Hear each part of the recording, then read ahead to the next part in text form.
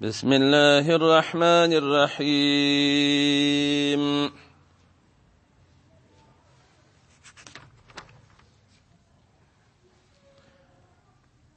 إذا جاءك المنافقون قالوا نشهد إنك لرسول الله والله يعلم إنك لرسوله والله يشهد إن المنافقين لكاذبون اتخذوا أيمانهم جنة فصدوا عن سبيل الله إنهم ساء ما كانوا يعملون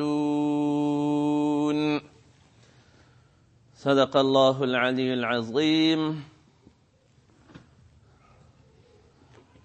سورة المنافقون دا سورت مبارک الله جل وعلا شانه پر حضرت رسول اکرم صلی الله علیه و آله وسلم باندې په مدینه طیبه کې نازل کړی دی. دا سورت چې دی دا مدنی دی.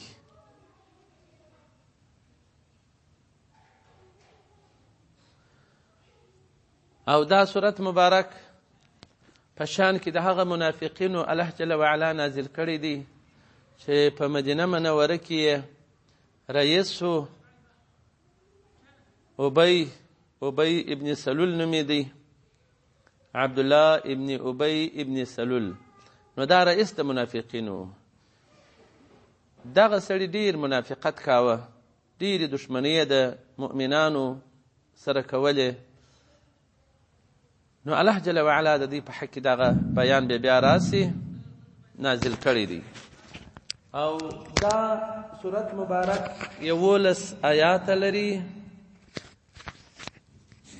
او 180 کلمې لري، 180 کلمه او 900 حرف پکښې کې دي په دې سورت کې. او فضیلت د دې دا دی چې نبی کریم صلی الله علیه و آله وسلم به د جمعې په لمانځه کې په اول رکعت کې سورة الجمعه چې مخکې تیر شو پرون هغه سورت وایه، او په دوهم رکعت کې به سورة المنافقون سورت شریف وایه. او داسې روایت هم په دغه رویحة الریحان تفسیر کې راخستی دي که چا دغه سورت مبارک تلاوتاوه خدای پاک به دته براءت د منافقت څخه ورکړي، یعنې د منافقت څخه به خدای پاک دی بری او پاک.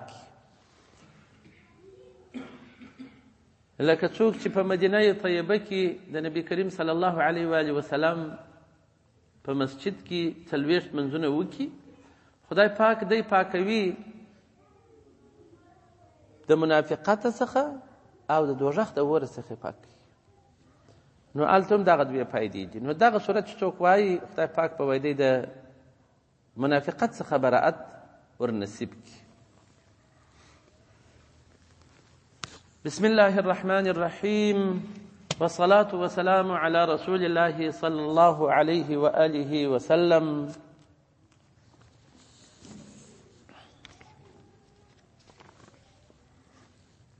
إذا جاءك المنافقون اذا هرغ وقت جاء راتګ وکي کو تعالی المنافقون منافقان در تراسي قالوا دی وای نشهد مشاهدی ادا کو انك تچي لرسول الله ترسول د الله جل جلاله یې فخله باندې تا ته وای ته رسول د الله جل جلاله یې، خو په زړه کې داسې نه دی.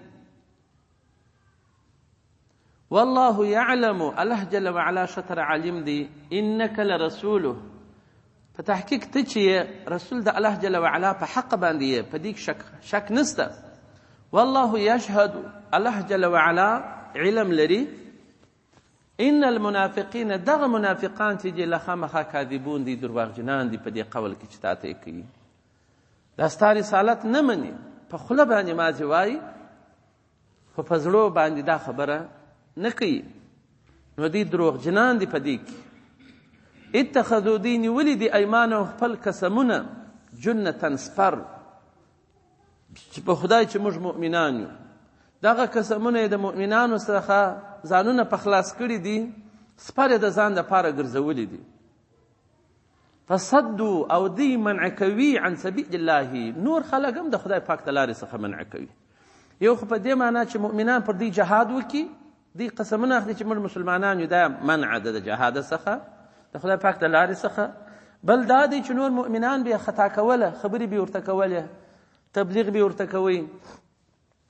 دا د درواغو تبلیغونه دا کله کله پر بې علمو انسانانو باندې ښه اثر کولی شي. نو دغه کفارو چې دا تبلیغات کوي ډیر اثر پر خلکو باندې هغه خلک چې بې علمه دي اوس هم اچولی دي، هغه ښځې چې بې علمه دي اوس هم پر اچولی دي. ښځو ته وایي چې خو برابر د نارینه سره حقوق لري، تاسې باید داسې کارونه وکړي چې نارینه یې کوي. په کومه معنا د نارینه وپاته یاست؟ ته باید هر څه وکړې. دغه تبلیغات ورته کوي څو چې دا ښځې بره راپورته کړي چې موږ خو د نارینه سره مساوي، باید موږ مساوي حقوق درلاسه کړو. ستر و حجاب باندې وګوره، وایي دا ترکیه ده خو مسلمانان دي، ولې لس مخ ښځې ګرځي؟ وګوره په بل ملک هم داسې ګرځي. حقا په نارینه و په خلکو خو دلیل نه ویل کېږي. موږ مسلمانان یو، ایمان خو موږ پر ترکیه نه لرو، ایمان خو موږ پر پاکستان نه لرو، ایمان خو موږ پر یو بل ملک نه لرو چې هغه بې ستري و بې حجابي کوي. موږ پر قرآن ایمان لرو، موږ خو د نبي علیه السلام مبارک پر خواپاکې ارشاداتو ایمان لرو. په هغو کې خو دغسې ویل شوي چې ښځه دې ستر و حجاب وکړي، ښځه دې په خپل کور کې کښېني، د خپل اولادو پالنه دې وکړي، د خپل میړه خدمت دې وکړي، خپل کور دې سنبال کړي. بېبانونه چې سنبالوي هغه نارینه سنبالوي. نو په خلکو ته ولې موږ ته دا بې علمه کسان د هغو څخه متاثره شي، هغه ښځې لس مخ ګرځي. ډاکټره خو نو مجبوره ده، دا خو نو خامخا ګرځي. ډاکټره د نور ډاکټرانو سره داسې ګرځي لکه خپله ښځه چې په موټر کې ورسره سپرېږي بله کوي.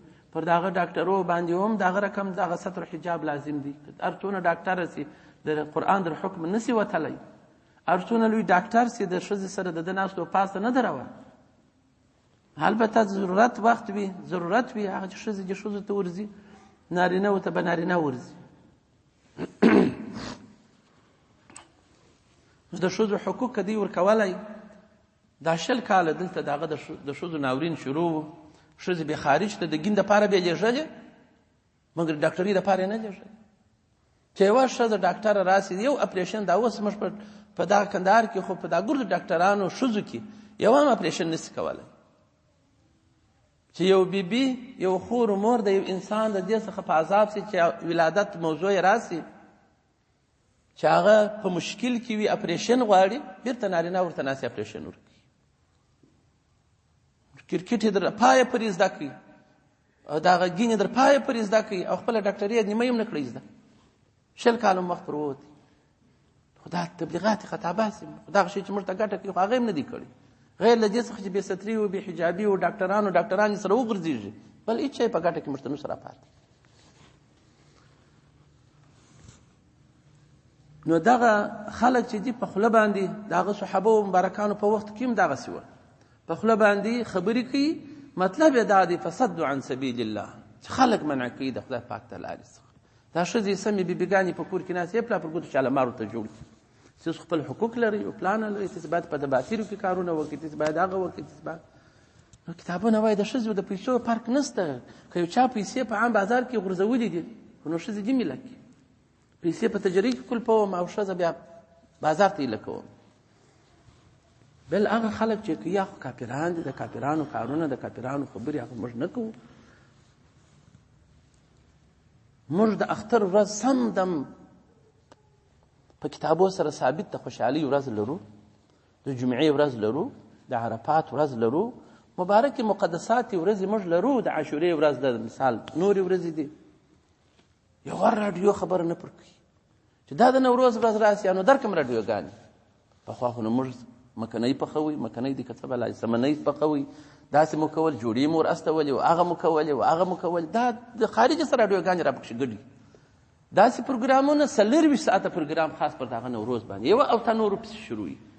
ښه نو چې که داسې تاسې زموږ دغه مړی یاست، زموږ د ساتیري نو خو دا دونه عمر به موږ ته پارکونه جوړولای، ښه سړکان به مو را جوړولای، ښه ډاکټران به مو راته راجرژالي، نو تاسو به ما نه ولې راجرژل؟ دا دونه مرګونه وو، دا پاتې وو، جنازې مو ولې راپته راجرژل؟ نو په هغه سره خو ګرد وو، دا 100 سره کاله موږ ابدي ساتلي وو. په دا یو د نوروز ورځ موږ خوشحاله کوي، په دا میاشت لپاره موږ خوشحاله وساتئ. هر ورځ موږ ته د نوروز ده، دا هر ورځ پر موږ د خوشحالۍ باید تاسو راولئ. یوازې په نوروز کې تاسو پر موږ خوشحالۍ راولئ. تاسو دا راډیوګانې به لیدلي چې امریکا به شروع کړه، د هغه راډیو به بي سي به شروع کړه، د هغه نوروز دی او سمنۍ دی، بس دغسې جوړې دي او پلانکۍ دي او هغه دی او هغه دی. خو زموږ ښځې هم دغه جوړې موږ هم دا مړو ته ورلېږي، د اختر ته موږ جوړې ورلېږو، هغه د خوشحالۍ ورځې چې د مسلمانانو ګرد اوس هم نارینه چې ښځه یې غوښتي هلته کور ته چې راوت سوي نه هلته جوړه ورلېږي، نارینه ته بیا د ناوې د کوره رالېږي. خو دا په اخترو کې چې دغه اسلامي عنعنات موږ دغه رقم دي، په نوروز کې نه دي. دا نوروز اوس څه پر ودانه ده، دا اگر سره دغه ورځ خو دغونه پابندي او دغونه مشکلات په درد نه خوري. نو دا په هغه وخت کې هم دغه کیسې وې، دا خپل قسمونه بې اخیستل چې په خدای چې موږ مسلمانان یو، او په حقیقت کې دې داسې و چې فصدوا عن سبیل الله، خلک به د خدای د دین څخه راګرځول، چې په څه ترتیب راوګرځېږي بس په هغه ترتیب به راګرځول. ان په تحقیق سره هم دی چې ساء بد دي هغه شیکانو چې دوی وایي عملون دی عمل کاوه، چې کوم عمل دی کاوه دا ډېر بد عمل و د دوی، چې دا د خدای د لارې څخه خلک راګرځوي. خدای پاک وایي دغه بد عمل د دوی دی. یو مسلمان به خپل اسلامي عنانات کوي، اسلامي ستر و حجاب کوي، اسلامي ژوند به کوي، خو دوی د بلې لارې څخه اړوي، بلې خواته بیایي. نو دغه عمل د دوی بد دی چې د خدای پاک د لارې څخه څوک راګرځي. ذلک دغه بد عملونه چې دوی دي په سبب سره د دې دي چې انا په تحقیق سره هم دوی آمنو، دوی ایمان په ژبه راوړی دی، په دا ژبه باندې ثم کفروا، بیرته په زړه سره کافران سوي دي، په زړه کې مسلمانان نه دي. نو په تبع مهر والدي الله جل جلاله على قلوبهم، پر زړو د دغو منافقینو په زړو یې مهر دی، هغه حق ته نه تسلیمیږي. فهم دی چې لا یفقهون، دوی تفقه نه لري په حق سره، چې دوی په قرآن پوسي، په شریعت باندې پوسي، په خپل خط سیر باندې پوسي چې زموږ مسلمانانو خط سیر څه شي. نو زموږ کتابونو خو داسې وایي چې دا نوروز ورځ چې ده او دغه په دې کې او د میزان یو څومه ورځ ده، دا اتش پرستو پخوا دغه ورځ لمانځل خوشحالۍ به پکې کولې. نو زموږ علما وایي دا ورځ مه کوو، نو چې دا د اتش پرستو د ګمراهانو ورځ ده موږ بیا نه کوو. پخوا یې کول هغو، اوس کې کوي که نه کوي اوس خو نه په خبر موږ، خو پخوا دغه ورځ کول. انو خو زموږ علما وایي تاسې د دې سره تشبیه مه کوئ، دا کتابونه وایي چې دا مه کوئ تاسې، انو خو نه بیا کوو. نو اوس ګوره که موږ پر حق دین یو، پر غالبه دین باندې یو، په ټول دنیا کې لکه لمر غوندې د اسلام داسې ځلیږي، مګر زموږ د اخترو کې د عرفات په ورځ یو هندو موږ نه ولیدی چې زموږ سره دا زموږ ورځ لمانځلې وي، یو یهودی و نصرانی مو نه ولیدی چې زموږ سره دغسې خوشحالي کړې ده زموږ په خوشحالیانو کې، چې هلته په خپل وطن کې دغه چمونه کوي چې نن د مسلمانانو اختر دی موږ هم باید دغه چمونه وکړو. او زموږ مسلمانان دلته په خپل کور کې د هغو رقم چمونه کوي، دا خو زموږ که مسلې ده، دا هغه د دې خدمت دی چې کړی دی خپل دین ته، پر موږ باندې دوغه اثر کړی دی، او موږ پر حق دین یو، په دې کې مسارات نه دي راوستی.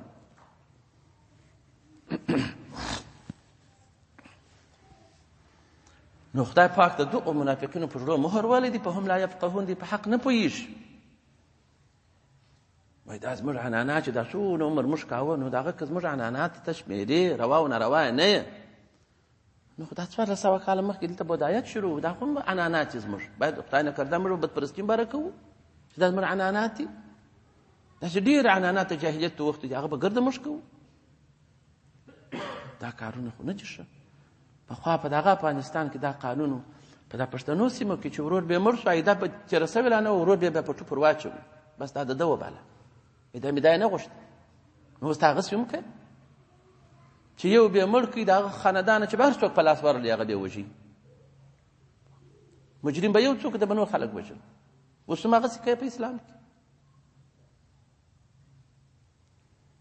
نو دغه کارونه د جاهلیت د وخت دا موږ څه کوو؟ هغه عنعنات مو دي چې موږ ته قرآن اجازه نه په راکوي، پر هغو عنعناتو خو موږ ایمان نه لرو، موږ په قرآن ایمان لرو.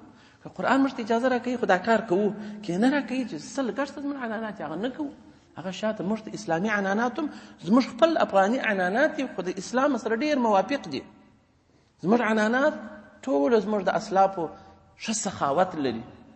پښتنو سرخان ګرد عمر په سراچاو په مسجد کې اواري. دا څنګه ښه عنعنات دي؟ هم د شریعت سره موافق دي، هم زموږ عنعنات دي. ښه لنګوټه زموږ عنعنات دي، د وخت څخه د تاریخ څخه هم دا د شریعت سره موافقه لري. ولې ته دغه ترجیح نه ورکوې دغه عنعناتو ته؟ تاسې وګورئ دغه په دفترو کې به پخوا دا ګرد در وزیر او در سره څه در پیښه پورې یوه لنګوټه نه تړي. ژره د دا عنعنات د مسلمانانو دي، هم د افغانانو دي. چا نه تړه، ژره نه پرېښوله، وهله به نیکټایان یې بې تړلي به نور چمونه به کول. نو ولې که ته د عنعناتو داسې عاشق یې، خو راست پر اسلام موافق دي، هغه به پسې راپورته کړو. دریم شی غیرت و شجاعت. دا د پښتانه عنعنات دي، شجاعت او غیرت.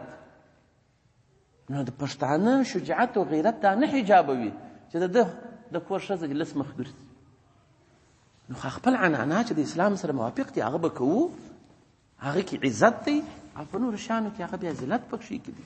نو ځکه دغه خلک وایي په حق نه پوهېږي. خدای پاک وایي واذا رأیت چې ته وویني هم دوی تعجبک اجسامهم، ته به په تعجب کې پاته کېږي جسدو لره د دوی.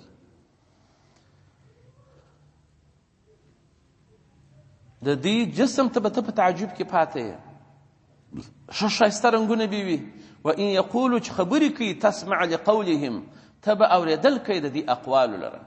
کأنهم خشوب مسنده، لکه دوی چې یو داسې جګ جګ قامتونه لري، لکه یو لرګی چې بیخي ختلی یو شي ته چې تکیه کړی دي په دا ساده لرګي څخه چې د درخت سره بېل سوی وي، خو داسې خاص ګټه نه اخیستل کېږي، دی هم دغسې خالي وي.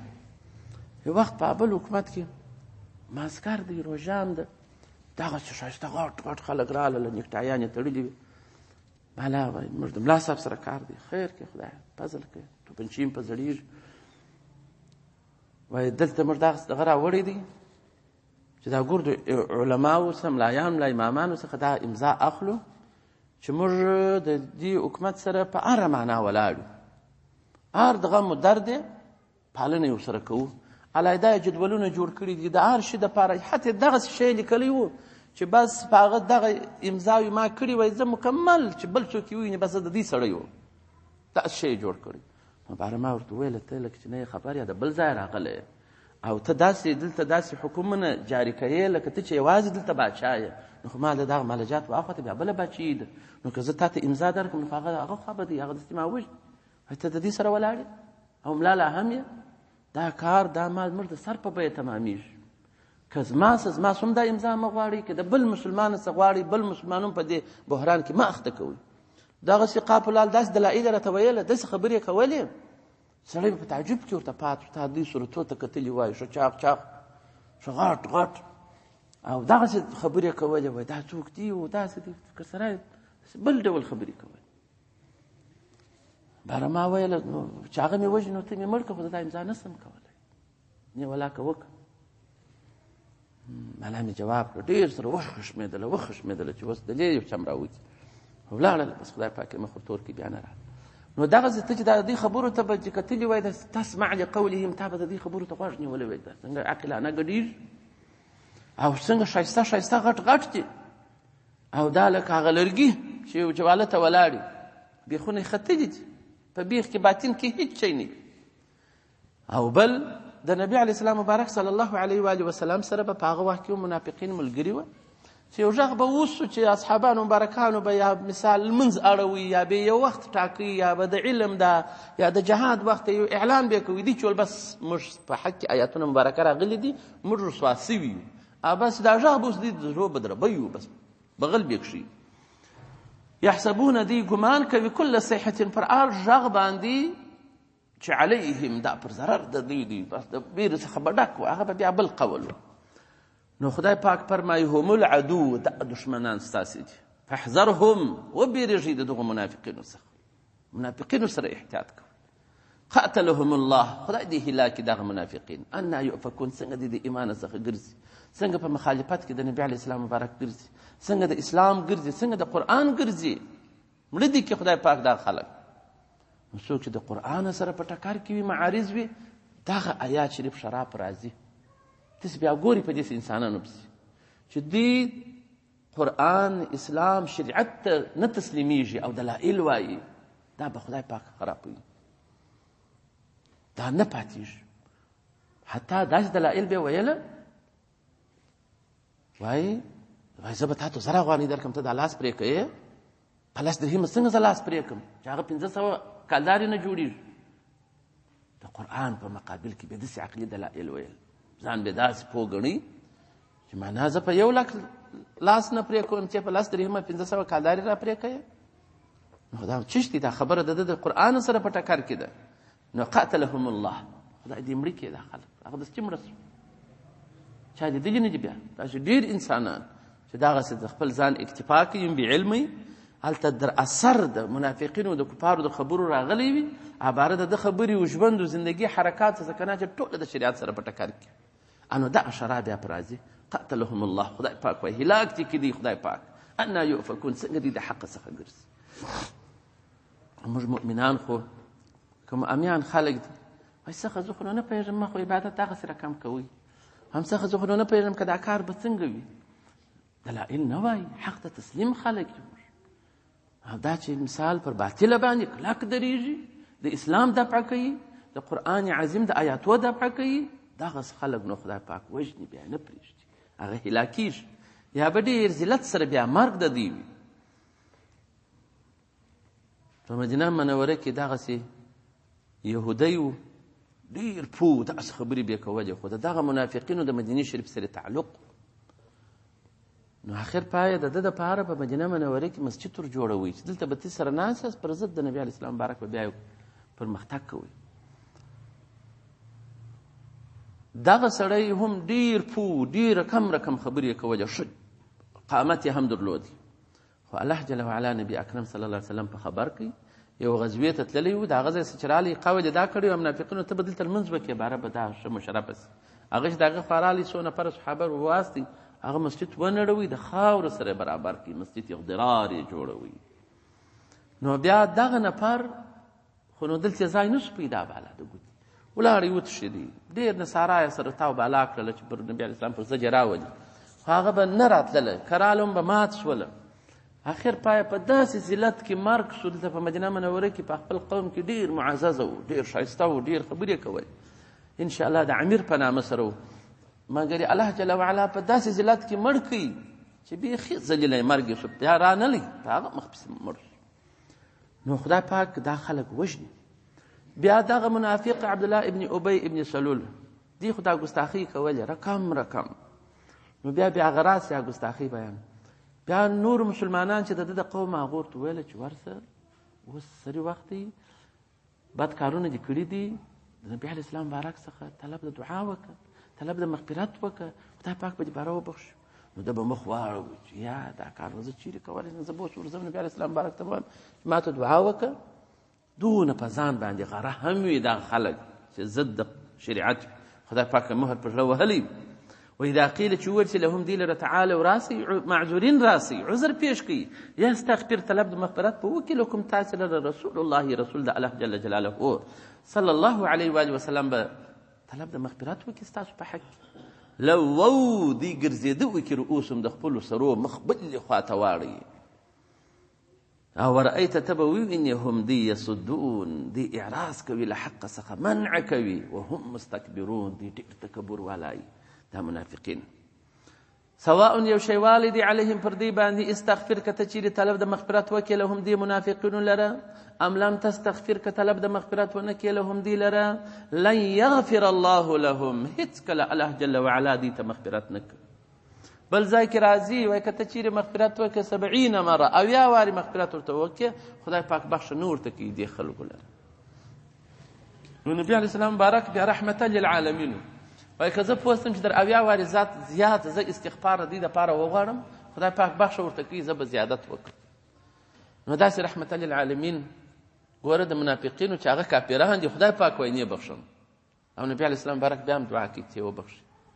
نو او امتی چې ته چې هر څونه ګناهکاره سې، د دې منافق مقام ته نسې رسېدلی، ګناهکاره یې، نو ستا خپل نبي مبارک چې شفاعت کوونکی دي، شفاعت دې کوي.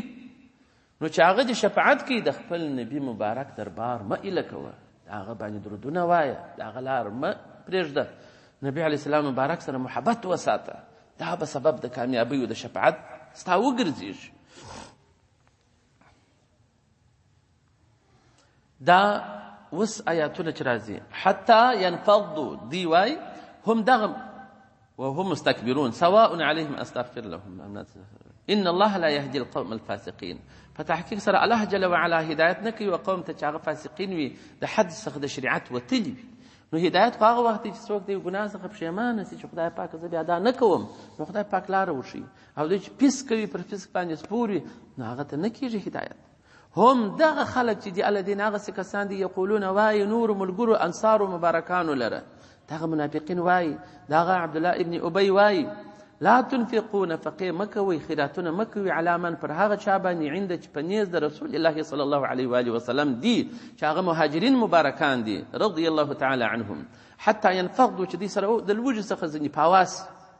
نو الله جل جلاله فرمایي ولله هو خدای پاک لره خزائن السماوات والارض خزانې د اسمانو د مځکو دي بارانونه هم دی وروي و نباتات هم دی راشنه کوي ټول خزانې د په حکم او اراده کې دي ولکن دون خبر د المنافقین چې لا يفقهون په دې نه پوهیږي. الله جل وعلا به موږ ماړه کړي الله جل وعلا به موږ پرورش وکړي. اوس کافرانو افغانستان ته ناورین روان دي نو څه شي وکړو چې روان دي نو موږ خو د داوسه پر موږ د پوسټ هم نه دي موږ چې ناورین راځي ولې موږ خپل خدای لرو موږ په خپل خدای پاک باندې تکیه ده. خزانې د اسمانو د مځکې زموږ د رب جل وعلا په حکم کې دي د کفارو په حکم کې نه دي چې دا 100 کاله پر موږ اټمونه وورسول خدای پاک موږ وږي نه پرېښودل. داسې مجاهدین دغه ستاسې په یاد دي دا مجاهدین په دغه کوچني مالجات کې به محاصره کړي وو په میاشتو هغه شورویانو شپو خدای پاک په وړې ډوډۍ ورکول په دا ارغنداو کې به محاصره کړي وو شاوخوا به ټانګان پرې څرخېدلي وو بمبارۍ به پرې کېدلې هلته خدای پاک مړوله وږي نه دي پرېښي قواوې به راوڅرخوي هېڅ دا میږی به نه پرېښوي چې داسې انسان چې ورتېر سي سره نو کومک به دا چیرې ورتلي د هغې خوا ته هغه به ویشتي مګر الله جل وعلا به هغه وساتل په هغه غرو کې په هغه شیلو کې په هغه کلو کې په هغه وطنو کې. نو د رزق ورکوونکي خو الله جل وعلا دی دا چې ناورین پر چا راولي یا نه راولي دا خو الله جل جلاله دی په ورو اوبو کې خپل مخلوق مړولی نو زموږ افغانانو که موږ افغانان پر خپل قوانینو اسلامیت ټینګ شو موږ پوستلانه موږ دې نه موږ ته کوم شی تاوان کولی شي دوی چې هر څه کوي دوی خو موږ ګرده وژلو د هر انسان پر سر باندې لس بم ټاکلي وو را باندې ویې مغورځوله نو چې الله جل وعلا موږ نه یې وژلي نو دوی خو مو نسي وژلی نو دوی په منافقین په دې باندې نه پوهېږي. دا خبره دوی چې کوله دا کیسه داسې وه چې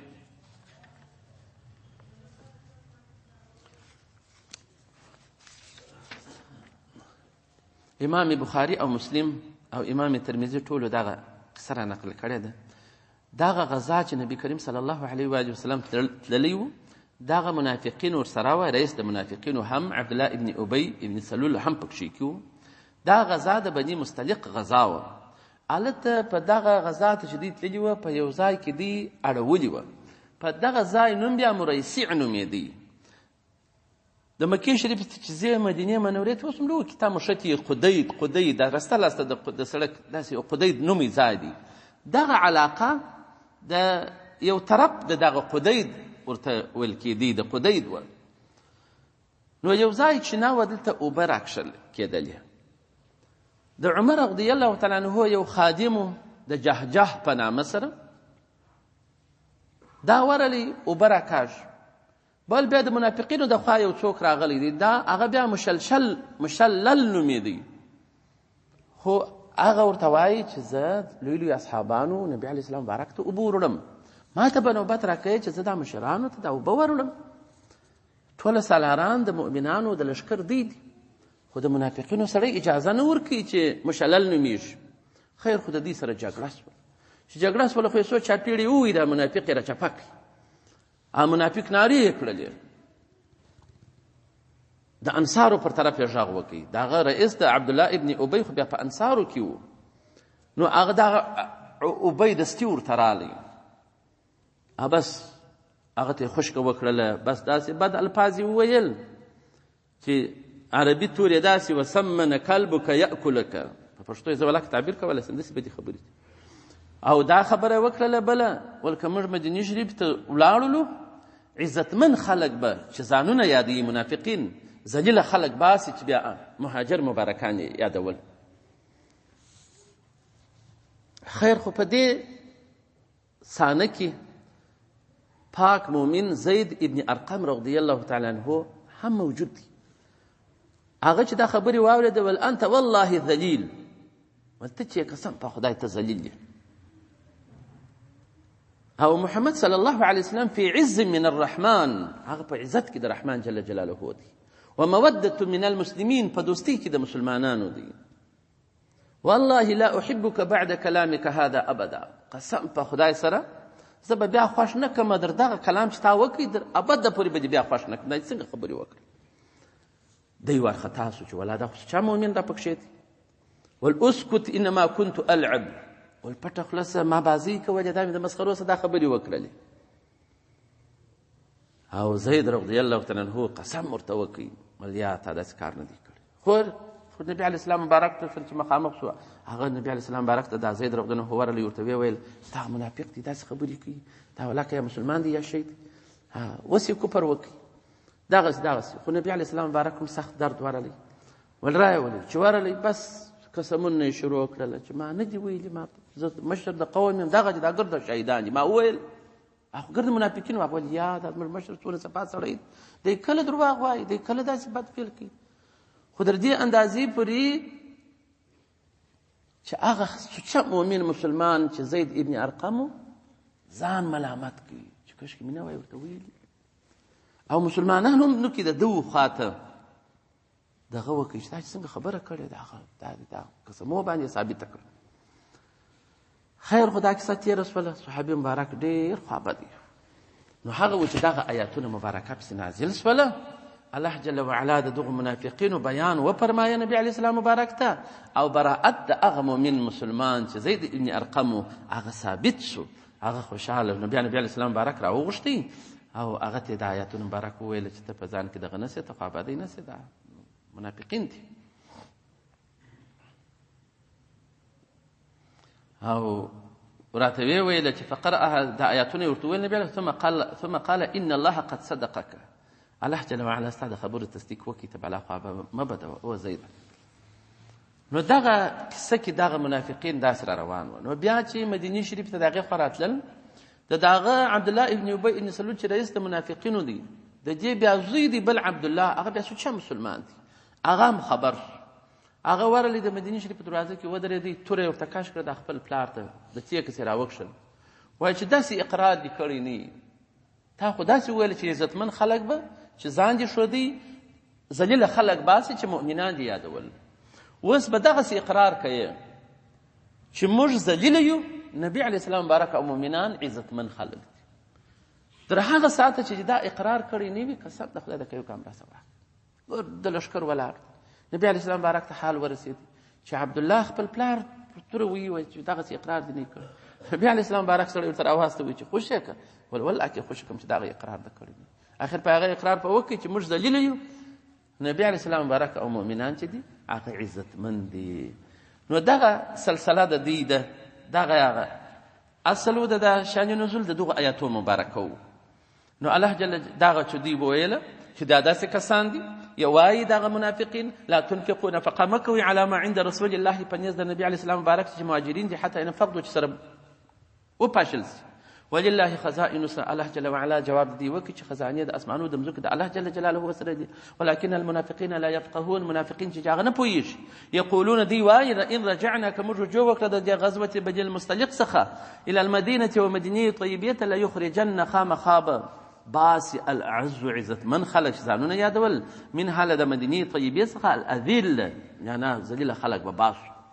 نو الله جل وعلا رد دی وکي، ولله و الله جل جلاله العزة عزت دی، غلبه ده په هر وخت کې، ولرسوله او رسول رد الله جل وعلا عزت او غلبه ده، وللمؤمنین او مؤمنان لر عزت او غلبه ده، ولكن دون خبر ده المنافقین، منافقین چې دي لا يعلمون، په دې شي نه پوهېږي دي چې وایي عزت په بل شي کې دي، عزت په بل شي کې دي لټوي، عزت د الله جل وعلا په بندګۍ کې دي.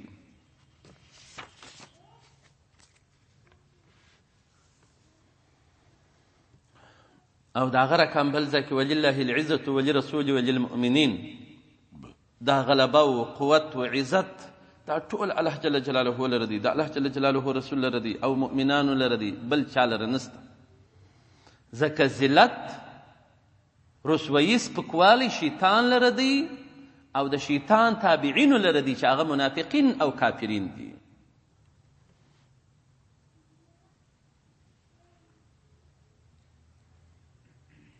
نو اسلام داسې یو ښایسته عزت دی چې ستا ظاهره هیئت ډېر د ذلیله وي، خو بیا هم دغه مسلمان ډېر عزت لري.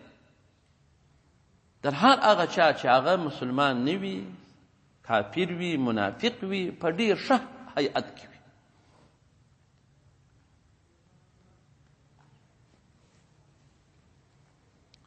او جنید بغدادي صاحب مبارک وایي خزانې د اسمانو هغه وایي غیبي شیان دي او خزانې د مځکې زړونه د مؤمنانو دي.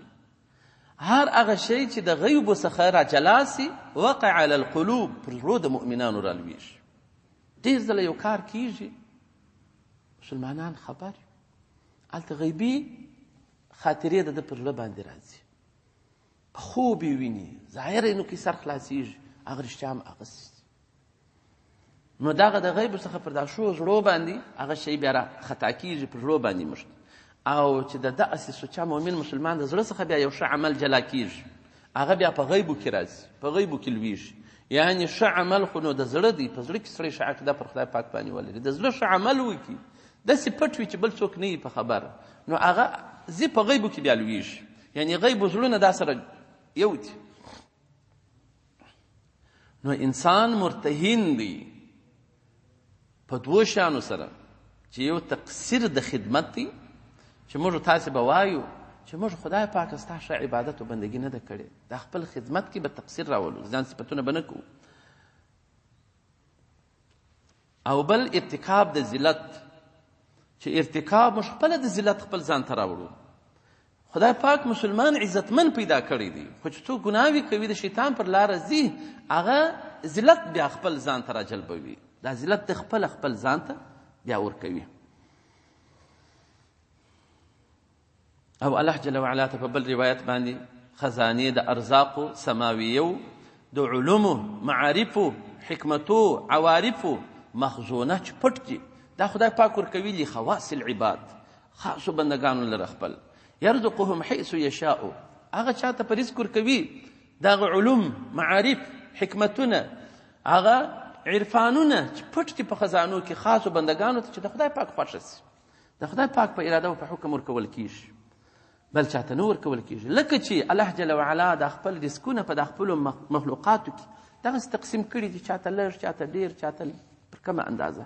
په زړو کې هم دغسې استعدادونه ورکړي الله جل جلاله خپلو مؤمنانو ته دغسې ورکړي دي.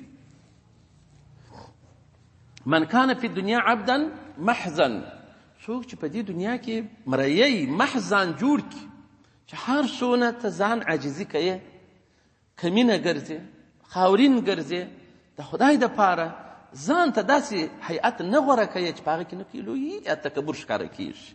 یعنې د بنده او مریي په رقم ژوند چې هر څونه ته مختاره کوې، کان فی الاخرة ملکا محزن، هغه به بیا په آخرت کې خاصه بادشاهي خدای پاک بیا دغه خلکو ته ورکوي.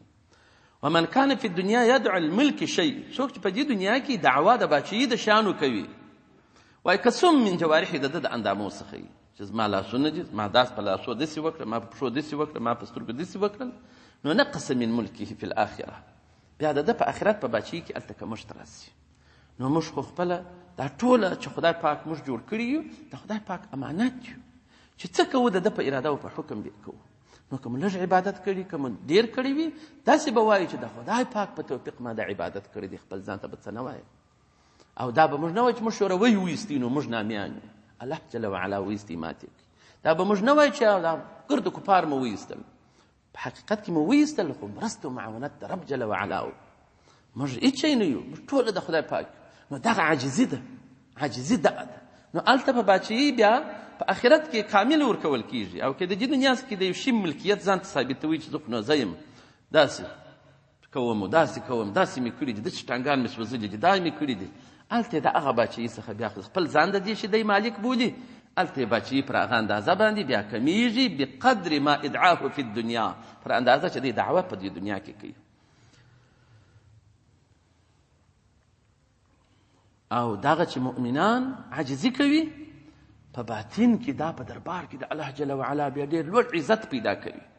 دا کافرانو بد خلک فضیلت مؤمنانو ته ګوري او خو دوی د رب جل وعلا په حضور کې بیا غټ عزت لري، ډېر عزتمن وي، ډېر مقام یې لاسته حاصل کړی وي.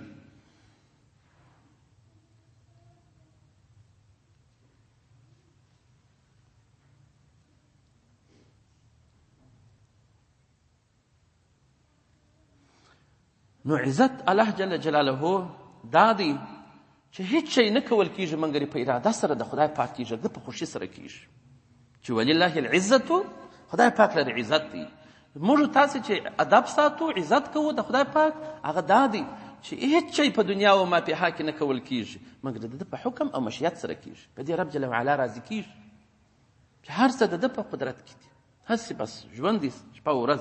ولې موږ بې اختیاره رب جل وعلا پیدا کړي، بې اختیاره کوچنیانو، بې اختیاره ځوانان شو، بې اختیاره شپنځري کېږو، بې اختیاره وژل کېږو. ټوله د ده په حکم باندې روان دي. چې هر څونه موږ ناري کړو چې موږ نه مړه کېږو، خو مړه کېږو. او عزت د رسولانو دا دی چې الله جل وعلا دی په امان کې کړي دي د زوال څخه د ایمان. انبیا او رسولان د خدای پاک دي، خدای پاک ایمان نه ځنې بیایي. او عزت د مؤمنانو دا دی چې آمنون من دوام العقوبة، ابدي دوزخ خدای پاک مؤمن ته نه ورکوي. دا غي لوی عزت دی د مؤمن. کافرانو ته ابدي دوزخ دی، د مسلمان ابدي دوزخ نه دی. قدر د عمل ګناه چې د کړي وي هغه سزا ورکول کېږي، بیا وروسته بیرته جنت الله جل جلاله ورکوي. نو عزت الله جل جلاله عظمت دی، قدرت دی. او عزت د نبی علیه السلام مبارک نبوت دی او شفاعت دی. چې موږ وایو نبی علیه السلام موږ شفاعت کوي، دا د نبی علیه السلام عزت دی. په دې کې موږ بیا وایو چې د خپل امتیانو شافع دی نبی علیه السلام مبارک، بلکې وایي هغه غټې ګناوې چې کړي د هغو شفاعت لا کوم. او عزت د مؤمنانو چش دی؟ تواضع والسخاء والعبودیت. چې هر څونه عاجزي کوي، سخا کوي، بندګي د خپل خدای پاک کوي، دا بس لوی عزت د مؤمنانو دی. نو په مشرتوب سره وایي فخر د انسان نه راځي بلکې په عبودیت سره راځي. او دغه مفسر قسم واخلي چې زما دې په عزت سره د رب جل وعلا قسم وي، لا عزة الا في طاعة الله. هیڅ عزت نسته په دې دنیا کې مګر په اطاعت کې د رب جل وعلا موجود دی. او لا ذل، ذلت نسته په دنیا کې الا في معصیة الله. چې څوک نافرماني د خدای پاک څخه کوي په هغه کې باید ذلت موجود دی. خلک چې نافرمانه وي د رب جل وعلا د احکامو شرائعو څخه، هغو ته ذلت په برخه کېږي. د هر طرفه سبب دی بې عزت دی. نو باچهي د یوه خدای پاک ده. داسې به سړی وایي. خدای پاک فرمایي سورة کهف هنالک الولایة لله الحق. باچهي ولایت دا یوه خدای پاک لره دی په حق سره. او د نبی علیه السلام مبارک صلی الله علیه وسلم په شان کې خدای پاک فرمایلی دي انا کفیناک المستهزئین. موږ کفایت کوو ستا هغه چې په تا باندې روشخند وي. دا نو په هغه وخت کې هم ډېر کسان چې په نبی علیه السلام مبارک بې روشخند وه، خدای پاک هغه ټوله په ډېر ضلالت سره مړه کړل. خو اوس هم چې څوک د نبی علیه السلام مبارک په حق کې ګستاخي کوي، خدای پاک هغه هلا کوي. یو کافرو ماته یو چا وویل، زه نور والله اعلم خبرونو ډېر شی مې نه دي تعقیب کړي، وایي یو نفر د نبي علیه السلام مبارک توهین یې کړی و، وایي هغه په بازار کې مټر کې ټکر وکړي، مټر ور پر واخلي، په هغه مټر کې وسپځوي. خدای پاک هلاک. نو او مؤمنان چې دا خدای پاک چې نبي علیه السلام مبارک کفایت کوي د هر مستهزئ څخه، دا عزت د نبي علیه السلام مبارک دی. او عزت د مؤمنانو خدای پاک ویلي دي په آل عمران 109 نمبر آیات کې، وانتم الاعلون ان کنتم مؤمنین. تاسو به لوړ یاست او چت سری به یاست، په عزت کې به یاست که چیرې تاسې مؤمنان واست، په خپل اسلام او قرآن او ایمان مو لاس ټینګ کړی و، تاسې به لوړ یاست، با عزت به یاست. دا نن ورځ چې مسلمانان په کښته درجه کې دي، خو دا مؤمنین تورې را پکښې کمزوري دي. دا زموږ دا شکر دی الحمدلله، دا مؤمنانو باندې بیخي دنیاوال مسلمانان چې دي حقیقي هغه په موږ سره فخر کوي. او پاتې شول چې نور ممالکو ته ولاړ سي، هر ناروا هر نافرماني چې د خدای پاک ته وي هغه په دې کې موجود وي. ښه خلک به هم پکښې کي، هغو ته مسلام دي، خو نور حتی عربي ممالک چې دي ډېر د شریعت سره مخالفت کوي چې دا زموږ ستانه دي د مؤمنانو، چې عرب دي زموږ ټول عربو ته سلام دي از روی عربیت او از روی عمل چې دی کوي، لویي، تکبر، فسق، نفسانی خواهشات، دا ګرده اوس پکښې موجود دي. دا ډوبۍ د عربي ملک دی، بس یو نفر تللی ول بلکل سړي څه قبر یېرېږي، آخرت یېرېږي، بس دغه دنیا هم سړی وایي تازه کولی، بس دغسې. نو الله جل وعلا مؤمنان په عزت کې ګرځولي دي، عزت یې په نصیب دی، خو چې دی دغسې خپل ایمان باندې منګولې ټینګې کړي به باعزت وي. په دغه روح البیان نم جلد 610 صفحه کې وایي، دا عالم وایي یو سړی مې په طواف کې ولیدی، طواف یې کوي، یو نفر دوه نفره مخکې روان دي، داسې لار ورکوي دغسې چې دا طواف دی په وسایي سره وکړي. یو وخت د لیبیا باچا و مکې شریف ته راغلی و، داسې بستل لښکر یې د مخ په لاسونه موږ یې ګرد پسې اخیستلو، بس دغه باچا بیا داسې طواف یې په کوي. څه سوله لیبیا باچي یې څه سوه؟ نو دغسې وایي دا سړی مې لیدي، دوه نفره مخ ته یې لسوي و، بس دغه لار یې داسې پاکوله، ځینې دغه کولی. وایي زه ډېر په تعجب، د خدای پاک حرم وګوره، دا خو د عاجزۍ ځای دی، دوی څونه په لویي کې روان دي. وایي پس له ډېرې زمانې باندې دا عالم وایي مکې شریف ته روان یم، پر یو پله باندې د بغداد مې هغه سړی ولیدي چې خلک یې مخته مخته کېدله، ده یې چیروي، طواف یې پکوي، لاس یې نیولی دی، فکر کوي. نو وایي ما ته ډېر ورته ځیر شولم چې دا څه پېښه ده. نو بیا دی راته وایي ما لک تطیل النظر، څه حال دی چې ما ته داسې ډېر ډېر ګورې؟ وایي ما ورته ویل ما یو وخت دغسې په طواف کې نه ولیدلې، دغسې خلک و ستا د مخه روانو ته به بارده ول و انا ذاک، زه هغه سړی یم، اني تکبرت فی موضع یتواضع فیه الناس، ما تکبر کړی و په داسې ځای کې چې خلک عاجزي کوي، فوضعنی فی موضع یترفع فیه الناس، خدای پاک داسې ذلیله کړم په هغه ځای کې ذلیله کړم چې خلک سرلوړي کوي، فخر کوي، خیال کوي، مګر په هغه ځای کې زه الله جل جلاله ذلیله کړلم. نو څوک چې د خدای په حرم کې دغسې خلک موږ ولیدله، دا هغه په دې دنیا کې لا مشکلات ورته جوړ شول. نو د چا چې عظیم رب په زړه کې وي، څه چې مخلوق یې د سترګو کښته ښکاره کېږي، نو بل چا ته بیا سر نه ټیټوي. او که چا عظمت لویي د رب جل وعلا د زړه څه وتلي، هغه نو بندګانو ته هم بیا سرونه ټیټوي، بندګانو ته هم دغسې کوي. دا چې په هر تقدیر وي، بنده ته سر ټیټول، بنده ته سجده کول، د بنده دون لحاظ و مراعات ساتل، بالله تشبیه لکه د الله جل وعلا ده، دا غلط ده. د خدای پاک هغه عظمت لویي وي د زړه څخه د ده وتلي. او که څوک پوه سي په دې سره چې زما عزت په ایمان او په اسلام کې دی، هېڅکله به په بله لاره کې دی عزت بیا طلب نه کړي. او عزت سته نه مګر هغه په بندګۍ کې د الله جل جلاله موجود دی عزت. نو دغسې د عزت د دې پر برابري باندې بیان ډېر دی. نو الله جل وعلا دې موږ تاسو ته د نیکو اعمالو توفیق راکړي، د ښه عاجزۍ توفیق راکړي، خدای پاک دې مو په دنیا او آخرت کې عزتمن وساتي. وما علينا إلا البلاغ المبين. الحمد لله رب العالمين والعاقبة للمتقين والصلاة من الشيطان الرجيم. بسم الله الرحمن الرحيم. يا أيها الذين آمنوا لا تلهكم أموالكم ولا أولادكم عن ذكر الله ومن يفعل ذلك فأولئك هم الخاسرون. صدق الله العلي العظيم.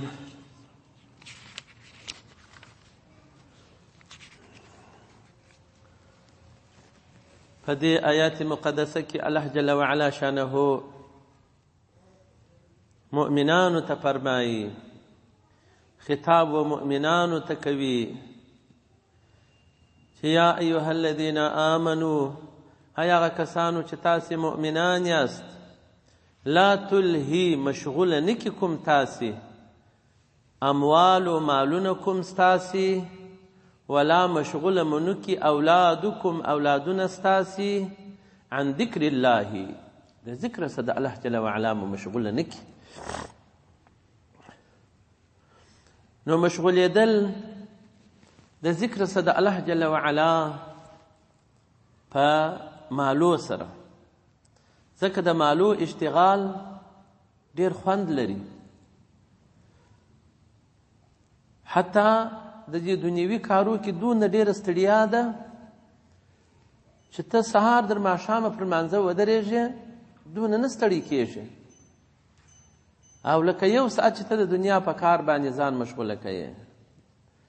هر شی چې ته رانیسې دا به صفا کوې، دا به جوړوې، دا به پر هغه خپل ترتیب ورته سموې، بیا چې تا ته ګراک راځي بیا به د دې صفتونه ورته کوې، پر خپل ترتیب بیا خرڅوې، نو ته یې ګټه لاسته راوړلی سې. خو ډېر دې ستړی کړي، کله کله نه خرڅېږي هم په ستړي، کله کله بیا ژر خرڅې چې بل رانیسې هم په ستړي. نو کې رانیسې کې خرڅوې ستړیا پکښې. نو دلته چې دا سخته ستړیا پکښې ده، خو بیا سره له دې ستړیا خلکو ته خوند ورکوي. داسې خوندوره ده دا دنیا ورته، دا وخت لا هم په دکان کې ناست وي، تر ماښامه د دکاندارۍ څه زړه نه غواړي چې ویې تړي، ځان دورې وورې کوي. اول دا زموږ تاسې ملګري بعضې دا دي سبا قرآن شریف شروع دي له اخته دي،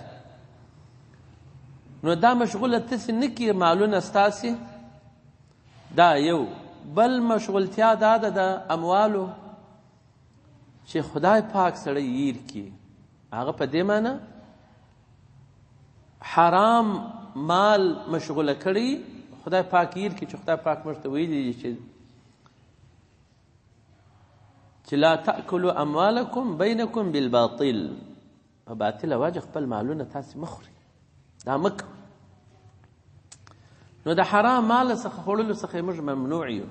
خو یو څوک داسې دا محبت د دنیا مشغوله کړي چې د خدای پاک یاد ییر سي، دا هم مشغولتیا ده. سړی په حرام ورګټ سي خدای پاک ییر کړي.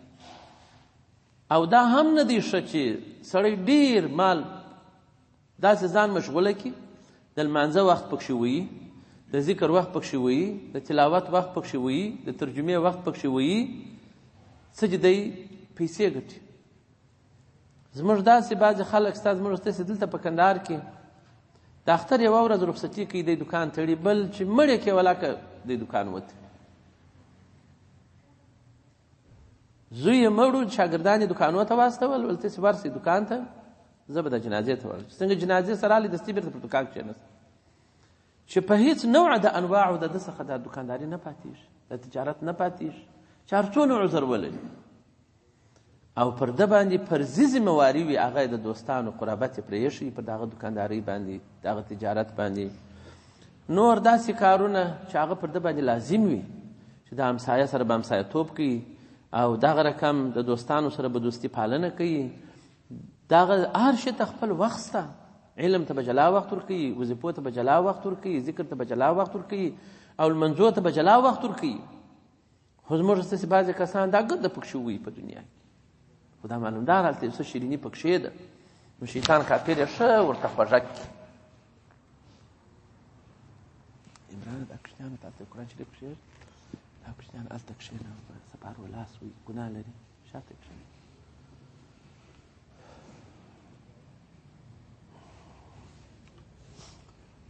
نو الله جل وعلا موږ تاسې د دې څخه راګرځوي، پوه کوي مو چې ای مؤمنانو لا تلهي مشغوله نه کړي کوم تاسې اموالکم مالونه ستاسې، ولا مشغوله نه کړي اولادکم اولادونه ستاسې عن ذکر الله د یاده څه د الله جل وعلا، چې د خدای پاک یاده څه ایر سي، تاسې په مالو او اولادو اخته یاست. او د اولادو سره هم وخت تېرول شیریني لري. سړی په کور کې ناست ناکي په ناکي عبس ناست، چې کور ته ولاړې د خدای پاک عبادت وکړه، کوچنیان هم پر ذکر باندې راواچوه، اودسونه په تازه کړه، ذکرونه په وکړه. او دا یو صورت دی. بل صورت یې دا دی چې سړی اولادونه پر نارواو پر غلطو لارو باندې تربیه شته نه ورکوي، تعلیم د دین نه ورکوي. یو مخ تعلیم د دې ورکوي چې هغه د ده د دنیا ګټې پکښې کې وي، آبادي یې پکښې کې وي. لکه نن عصر چې موږ باندې کافران کار لري. ګوره موږ د کافرانو په یوه کار نه لرو چې تاسې اوس په نر تعلیم کوئ، په ښځو یې کوئ، په نرښځیانو یې کوئ، په سپین ږیرو یې کوئ، په ځوانانو یې کوئ، نه یې کوئ. هره بلا چې کوي خو موږ دغه ورته وایو چې خپل کتاب چې تاسې وایي چې موږ په تورات عمل کوو په خپل کتاب عمل وکړي خو دوی خو درګور د وستیر دي دا ملحدین دي دا که یهود دي که نصارا دي که نور کفار دي ملحدین ځینې جوړ سوي دي سره خو بیا پر دې ټولو جنایاتو د دوی موږ هېڅ په چا کار نه لرو او زموږ پر هغې نو دا ښځو خو بې تعلیمه پاته شول یو ژاړي بل خاندي بل دا څنګه د قیامت ورځ جوړه شول خو دا کافرانو پر موږ باندې دا دنیوي تعلیم و تعلم داسې فرض کړی دي دلته یو کوچنی دی 8 ورځې پرله پسې سبقه ته نه دی راغلی نه مور ورته ویلي نه پلار چې ته ولې دا سبقه ته نه ځي مګر چې سهار یې راکښېنوي یا د سټور دی که څه بلا دی دا سبقان چې پکښې دغه درسونه چې پکښې وایي د دې بستۍ د مکتب بستۍ دا په لاس کې کښېنه زویه کښېنه یا بستۍ په لاس ورکړي وایي ځه مکتب ته مکتب په 3 کاله 1 ورځ رخصتي نه ورکوي مګر سبق په میاشت کې 8 ورځې قضا خو داسې دی اصل علم چې اوس دا علم خو د خلک یادوي کم علم خو فلاسفه هم عالمان دي ټول مشرکین دي کافران دي نو دا جبر و رقم کوډي و جادو و نجمګري و کهانت دا ګرد علمونه دي دا کم علم شي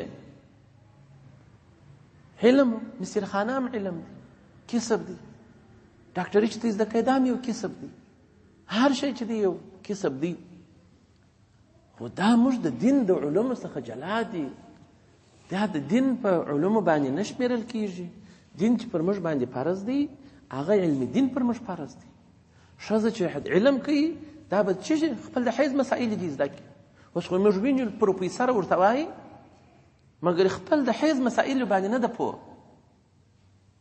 او په دغه شکل باندې په زرهاو ښځې دغسې جوړوي چې خپل د حیض په مسایلو کې دا نه خبره د نفاس په مسایلو کې بې خبره د لمانځه په مسایلو کې بې خبره نور نو ته خو داسې ووایه چې زه به علم دین وکړم ستا دروازه بیا څوک بندولی شي او که ته دا علم حدیث شریف کې راځي العلم فریضة على كل مسلم راغلی دی حدیث مبارک مسلمتون تورې نسته علما وایي پر ښځه باندې علم دا نه دی فرض پر ښځه چې واجب دی د خپلو اولادو تربیه د خپل میړه خدمت خپل د کور وایي دا نو ګور ته اچوو نو خو ته دغه څو ورځې سته په کور کې باچا خو هم تر خپل باچاخانې نه وځي یو وخت وځي ته به هم وځي وزیر هم د خپل وزارتخانې نه وځي هغه یې نو ګور دی ته هم په د خپل کور کې ستا وظیفه دلې ده مګر چې ته مړه سې الله جل وعلا به دونه پراخه جنتونه درکړي چې ستا زړه غواړي او د دې چټلو کاپیرانو پر راوي او پر ویش خو نو سړی باید بلان نسی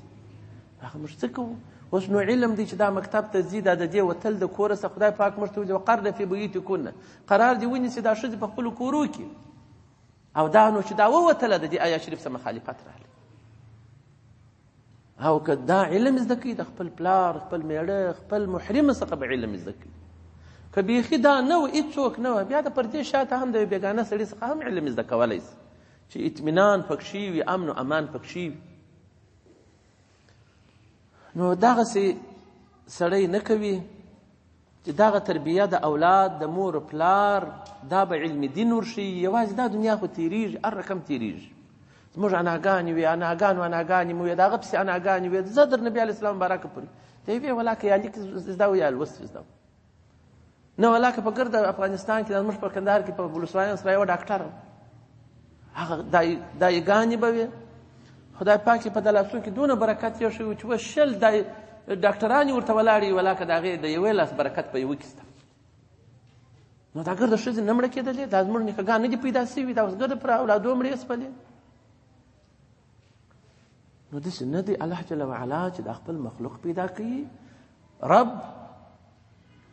څه معنی پرورش دهنده د ټولو مخلوقاتو الله جل وعلا دی نو بیا دا دونه ډېرې په یو ښار کې به یو لس ډاکټرانې بس په یو 100 یې په کابل کې دا چې ګرد سره وسنجې یو 200 دانې کېږي دا خو په زرهاو دي دا چې ګرد دغسې تربیه شي نو خو باره دغسې حالات جوړېږي نارینه هم نارې وي ښځې هم نارې وي کافران خو نو مه ښوروه دا ولې داسې کوي دا ولې داسې کوي دا څونه ظلم ورسره کوي ښه نو چې زموږ دغه مدارس دا 20 کاله تړلي وي چې قرآن پکښې ویل کېږي علم دین پکښې ویل کېږي یو طالب سبق په استراحت او په ارامښت سره نه سوای ویلی چې دلته به موږ د خدای کلام وایو، په خدای چې بیرېدلو خپله په ازاده د خپل د خدای کلام والله که ویلی سوای. ولې موږ یو ملګری نه کوي دا په ټول دنیا کې چې دغه افغانانو سره ولې دونه ظلم کېږي؟ ولې دا د علم سویه دونه ټیټه د مدرسې نشته؟ 20 کاله تېر شوله، یوه مدرسه 2 مدرسې د حکومت په سطحه موږ په ټوله کندهار کې نه درلودلې، او مکاتب مو 300 درلوده. یو هغه دوره الحدیث دربار چې حکومت یې موږ ته جوړ کړي چې دلته د خدای جل وعلا کلام او احادیث د طالبان آخري دوره یې بالا ملایکیان کېږي، په ټوله کندهار کې موږ نه درلودل. که چا جوړ کړي و هغه شخصي خپل علماو په خپل مصارفو په خپل لګښت باندې جوړ کړي و، د حکومت لخوا موږ ته هېڅ چا نه و جوړ کړي. خو یو ملګری موږ نه کوي پیدا نه ملایانو نه طالبانو چې دا دونه مدارس دا دونه طالبان دا دونه مخلوق، دا خو د خدای کلام ته ضرورت لري. دا علم د خدای د کلام پر فرض دی، دا حدیث دا پر فرض دی، د فقه شریف دا پر فرض دی، اصول د قرآن د اصول د فقه دا ټوله پر دې خلکو باندې لازم دي چې دا به زده کوي، صرف نحو د دې قرآن دپاره.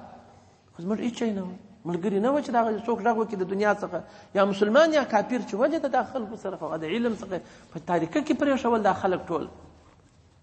اوس که چیرې زموږ تاسې دا 20 کاله دا حکومت مثال تېر شو، در دې و اخواته نور حکومتونه تېر شول، که دوی چیرې د خپل ملت غم ورسره وای، نو باید زموږ ځوانان اوس ګره تعلیم یافته وای، ګرده په یو شي باندې پوه وای. خو اوس موږ د نه استعداد څخه حتی دا اوس بالآله چې ته پیسې ونه لرې په سنټر کې ستاسو 300-400 پر یو کشنیز موږ څخه غواړي، پیسې غواړي چې زه پیسې ونه لرم، زه نسم کولی چې د خپل اولاد ته ښه تربیه ورکړم. د مسکینانو اولادونه اوس هم ګرځي بې تربیې ګرځي. موت سبکان ستانه چې ما در سر تېروي په پیسو سبکان سم ورته وایي، هغه د چا وس نه پرسېږي. نو باید خو موږ داسې په مملکت کې داسې ځای درلودی په 40 کاله یو چا جوړ کړی وای چې عام طور خان مسکین ټوله سبکان ویلی سوی. نو داسې خبرې دا سړی په پوهېږي چې دا نو ته زموږ په ښځو کار لرې، ښځې راته پورته کوې، خرابوې. نبي علیه السلام مبارک هغه ویلي چې په هغه حدیث دی عمل کوي. نبي علیه السلام زما وروسته ضررمنه فتنه چې ما پاته ده، زه پر تاسې بیریږم، هغه ښځه ده. تاسې د دین اړوي، تاسې په ناروا اخته کوي، تاسې په نفسي فاحشاتو اخته کوي، تاسې په نورو بدو اعمالو باندې اخته کوي. نو هغه شی دا دی موجود دی. فسق، فساد، فجور، نر و ښځه چې نبي علیه السلام مبارک وایي سره ګډ سي، دریم بې شیطان. تعلیم ګرد نر و ښځو دا ګډ وډو پوهنتون کې به دلته ښځې ناست وي، دلته به نارینه ناست وي، دلته به ښځې ناست وي، هلته به نارینه ناست وي. دا خو په اسلام کې دا نشته. شیطانان هم دلته پورته ورسره ګرځېدل. نو دا 20 کاله چې پوهنتونونه ویلي چې هغه راواخلې چې 2 خبرې ورسره وکړي، دا زموږ د شمېرو چې علم یې نه دی کړی، د دوی استعداد نشته پکښې، داسې کمزوري. 12 صنف مکتب یې خلاص کړی، خپل دعا و سلام خپل پلار ته نشي لیکلی، داسې ما در سر تېره کېده.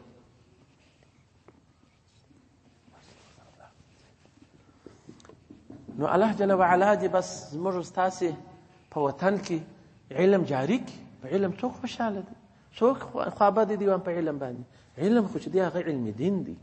اوس ګوره که چیرې په ښځو باندې موږ دا کار کولی، نو موږ ته به په تاریخ کې یو نبي ښځه تېره سوې وایي. زه په حجره کې دې صاحب لاړ ما ته مه راځه. که دا ښځو د دین خدمت کولی شوی، نو په تاریخ کې به یو نبي هم ښځه راغلی وای. ولې ټوله انبیا چې راغلي دي خدای پاک له طرفه څخه پیغمبران ګرده نارینه راغلي دي، ښځه نه ده راغلې. داسې مو نه دي اورېدلي چې یوې ښځې دي دغسې وظیفه اجرا کړې وي چې دوی د شپه ورځ تبلیغ کړی وي، خلک دې پر لار کړي وي، خلکو ته دې ښودنه کړې وي، هغه دې کړي هغه دې کړي. دا ګرده نارینه دي. نو نارینه پوسه چې خپل علم درته زده کړي، تاسو ته تبلیغ وکړي، تاسې پر حق لار برابر کړي، تاسې کالي ورمینځئ، ډوډۍ ورپخوئ، خپل د کور نظام اولادونه یې ورساتئ. دا دین خود به خوده پرورشت کوي. پر دغه ترتیب دغه 1400 کاله راغلی دي. اوس چې تاسې پر بل طرف باندې اړوئ، څه نارې وغلبلې دي. نو دا ګرده موږ اوس په دې پوه شولو، پخوا به پوهېدلو یا نه پوهېدلو چې دا د کافرانو جوګ دی، چې د کافرانو خوا په بده وي چې دا ښځې جهیلس دي. مسلمانان یو غږ نه کوي، موږ د وطن علما غږ نه کوي چې رښتیا هم دا خو داسې دي.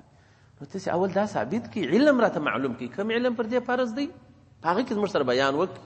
که تاسې وایي دغه علم پر فرض دی چې دا مکتب دی، دا ټکنالوژي ده دا پلانکی شی دی دا ژورنالیزم دی که دغه به په دا نو په یو کتاب کې زموږ د دین په د کوچني څخه در پایه پورې په کتاب کې د دې ثابت کړي او موږ بیا په آیات او حدیث درته ثابت کړو چې خدای او رسول وایي چې ښځه دې په کور کې کښېني دا دې نه زده کوي نو که څوک ایمان په خدای او رسول لري خو دغه یې لار ده او که نه لري پر نورو شیانو یې لري نو هغه خو بیا په هغه پسې بیا ځي نو بیا دې نه دعوه د اسلام نه کوي بیا دې نو زموږ په جامه کې دغسې د اسلام احکام چې څوک مسلمان وي پر قرآن او خدای او رسول باندې ایمان لري نو هغه باندې عمل کوي نو دغه شان ستا موږ تاسې باره نو دغسې سره په تکلیف کې نو خدای پاک فرمایي چې تاسې د خپل اولادونه د یاده څه د خدای مشغوله نه کړي چې تعلیم د دین نه ورکوي په خپل نفاس او په دې احکامو نه ده خبره د حیض منګري د دنیا په سطحه بیا کمپیوټر درته چلوي او خبرې درته کوي انګریزي درته وایي بله ژبه درته وایي او خپل اللهم اینه میز ده خپل د لمانځه فروض واجبات او مسنونات او مستحبات او مندوبات نه جوړ معلوم او دا پروفیسر وي دا خو علم نه دی دا خو د خدای د یاد ساده مشغوله سوي دي دا چې په هر څونه بیا په دغه تعلیمونه تاسې پسې ګورئ چې کړي وي هغه حیا هم د منځه تللې وي اکثرو ده او د خپل میړه حقوق هم نه ورکوي چې څه خدای او رسول ته وایي هغه ګرځنې پاتې نو په کابل کې لو ډاکټر وه دا نوکان یې دغونه ولکه د هندوانۍ ده دغونه غټ غټ نوکان یې هغه دا اوس لمونځ کوي که نه کوي دا څونه نوکان دا خو ډاکټران ده دا چې منه کوي بې ستر و بې حجابه ناست دی دا خلکو ته اوس دوایي ورکوي نو چې هغه یو اثر د برکت هغه اثار د دیندارۍ په دې کې معلوم نه وي نو بل مسلمان به څنګه ځینې جوړ شي د دې د لاسه نو الله جل وعلا دې ټولو ته هدایت وکړي موږ خو نو دغه ویلی چې نور شي خو په وسه نه جبر چې دغه خچ سیر دی نیولی دی دا خچ سیر نه دی مدرسې چې مدرسو ته لا وتل د دې هغې دغسې لازمي نه دي د علماو فتوا پر دې ایستلي چې د دې وتل د کوره دا فرض دی په آیات سره چې دی به په کور کې کښېني چې آیا دیني سبقانو ته د دې تګ و راتګ وایي خپل محرم به ورسره ځي خو ښه ده ښه که خپل محرم ورسره نه وي پردی سړی په موټر کې لکه دا اوس چې په بعضې مدرسو کې وي دلته یو چا مدرسه را ایستلې وه هغه د جاغا صاحب مبارک سره بیعت وکړي د نجونو مدرسه وه ښه غټه ښځې ورته راتللې جاغا صاحب ورته وویل نو ته دغه چې دوی د کور راوځي ستا د مدرسې پر راځي نو یو کتاب کې وګوره ته مفتي صاحب هم یې یو حواله و یو کتاب کې ته راته ثابته کړه بیا صحیح دی هغه چې هر څه وکړل مفتي صاحب هم و نور ملایان هم درلودل دا لفتا هم درلودل پای ولا کړه ثابته کړي اول نو یې پرېږده هغه ثابت ته په پرېږده باره یې هغه مدرسه نه وکړه نو مدرسه کې خو دا د معلومه خبره شوه چې د دین سبقان ویل کېږي مګر دا ستر و حجاب پر دې باندې فرض دی هغه چې دوی فرض کفایي دي چې ورور یې ملا شو بلا سي دي اکا یې ملا شو بلا سي دي پلار یې ملا شو بلا سي دي د دې یو محرم یې ملا وي دې ته بس هغه لارو لیکه د علم د دین او هغه احکام ورښولی شي بلا ضرورت نشته چې دا راووځي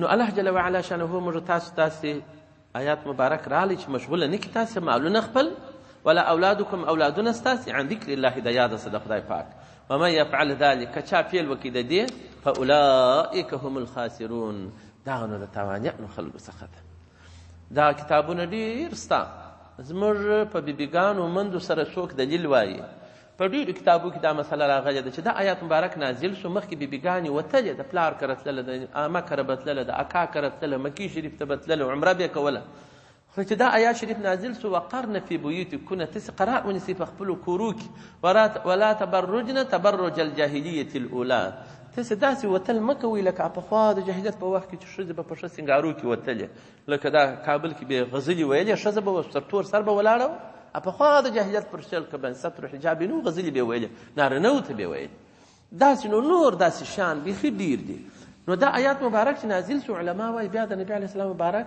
بیبیګانې د ټولو مسلمانانو من دي دا نه دي راوتلې د کوره څخه څو چې جنازې د دې د کوره بیا راووتې بیبي مبارکه عایشه رضی الله تعالی عنها باندې بعضې تهمت وایي د علي رضی الله تعالی عنه د معاویه رضی الله عنه ترمنځ مشکلات وه هغه دوی دواړه مجتهدین و خپل اجتهاد یې کوي خو دې بیبي په دې پوه شوله چې دا امت د نبي علیه السلام مبارک اوس په جګړه اخته کېږي نو دا ټول مسلمانانو مور و هر چا مرعت کوي نو هغه و چې دا د دې دپاره چې صلح ورته راوړي پر اوښ باندې سپاره وه، دا بیبي مابین ستراله د جنګ هغه چې اوس جنګ هغه اول خط ته یې ځان ورسوي. څو چې جنګ دونه تیز و چې د دې بیبي چې دوی پېژندله دا د اوښ یې ورتی کوي، لاندې راولوېدي، د دې د اوښ سره 20 نفره نور خلک مړه شول. څو چې دا بیبي علي رضی الله عنه باره په خبر سو، ژر یې د دې ورور د علي رضی الله عنه په دغس کې و، په لښکر کې و. عبدالرحمن رضی الله عنه هغه یې ورواستوي، بس خور دې راوله، خور یې راوستله، په ښه عزت سره خیمه یې ورته ودرول. نو بیا یې هغو خلکو ته وویله چې خپلې مندې و خوندې و دا مګره په کورو کې کښېنولي دي، او د نبي علیه السلام مبارک ټول مسلمانان مور مو د جنګ ډګر ته رایله کړې ده، او موږ هم نه خبر وو دا که اوس شهیده کړې وی، چا مې په کړې وه، څوک دا طرف نه وه په خبر، اخوا په خبر وه. نو په دغه وجه باندې دې د صلح دپاره چې دا مسلمانانو صلح په منځ کې راولي، دا د جنګ مابینځ ته ورغی. نو په دې کې خو لوی خیر و. بیا دا بیبي چا نه دجې دجې د باندې، اوس خلک د لید په وجه دا خو د جنګ په مابینځ کې ګرځي، او جنګو کې بیبیګانې تللې، هغه به جلا ناستې وې، هغو بیبیګانو په هغه وخت کې ډاکټرانو شی نه وه، بیا به یو چې څوک په زخمي و ټپي و، دا تداوي کار یې داسې کوي چې ویرې و، دا بوریا به وسوځله، پایلو به په ټپو کې ورښودله، داسې مجاهدین به ټول په جنګ اخته وه. ګرد شمېر د مسلمانانو 1000 نفره نه کېدي، د 150 تنې دغه ښځې به وې، دغسې نږدې مدینې شریف ته به جنګونه وه. نو په هغه صورت کې چې بیا هغه مخکې در آیاتو تر حجاب دا سلسله وه لکه کوچاني ژوند و، داسې رقم ژوند. دا کوچان اوس هم ستر نه سره کوي، په هغه کالو کې ګرځېدي هم داسې ګرځېده. خو آیاتونه د ستر و حجاب چې راله، خدای پاک مؤمنانو ته وویل چې تاسې د نبي علیه السلام بارک کور ته ورځئ، ولا تسألوهن الا من وراء حجاب، حتی دوی به د علم دین سوالونه کول، خو چې دغه سوال کوي له هم هلته مه ورځئ، مګر د شا د حجاب و اخوا ته بیا د سوال جواب کولی شي. د بیبیګانې د نبي علیه السلام بارک تر ابده چاته نه دي روا، د ټولو مسلمانانو مندې دي. بیا هم خدای پاک فرمایي دي ته چې تاسې د دې څخه سوال کوئ، من وراء الحجاب یې وکړي. واضربن على جيوبهن واضربن بخمورهن على جيوبهن، خدای پاک وایي په غټو غټو پوړینانو پر دا خپلو ګردنو باندې ووهئ، ځان پټ کړي. نو اوس دغه دعوې کوي، دا د تعلیم غواړي، تربیې غواړي، چې ویې ګورې هغه نه پوړنې پر سر وي، نه ستر کوي، نه حجاب کوي، نه وایي چې دا اوس یو شی شته که نشته، او یو علم یې سر نیولی دی، هغه هم دا کسب علم نه دی، کسب دی. نو موږ په خپل ښځو مسترخانې نه زده کوو، نه چوکیدارۍ په کوو، نه بله په کوو. دا یا دا نو که چا دغسې فعل وکړي په خپلو اعمالو او اولادو باندې ځان اخته کوي، فاولئک هم الخاسرون، دا نو تاوانیان خلک دي چې نه به په دنیا کې ګټه سي او نه به په آخرت کې ګټه سي. نو تاوان خو چې رالی نو تاوان دی. بیا نو دغه خلک چې دي دا ګوره دې ځانونه مشغوله کړي وي د ذکر سره د خدای پاک، د قرأت سره د قرآن پاک، تسبیح والتحمید والتهلیل واداء الفرائض وحقوق الله تعالی، او نور حقوق د الله جل وعلا یې پایمایل کړي وي د اولاد یا د اموالو په خاطر باندې. نو که دا پیل چا وکړي نو دغه سړی چې دی دا د خاسرینو خلکو څخه دی. داسې خاسرین چې کاملین فی الخسران، چې کامل دي په خسران و تاوان کې. الذین یخسرون انفسهم واهلیهم یوم القیامه، دا داسې خلک چې دي تاوانیان کړي دي خپل نفسونه، خپل اولادونه په ورځ کې د قیامت.